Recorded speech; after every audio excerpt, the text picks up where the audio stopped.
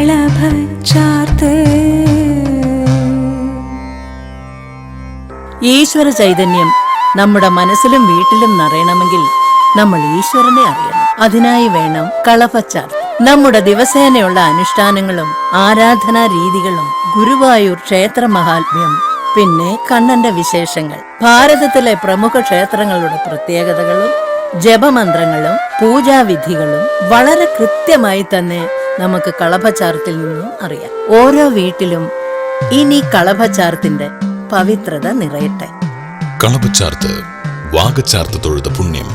അതെ, കളഭച്ചാർത്ത് വായിക്കുമ്പോ വാഗച്ചാർത്ത് തൊഴുത സുഖമാണ് മനസ്സിന്.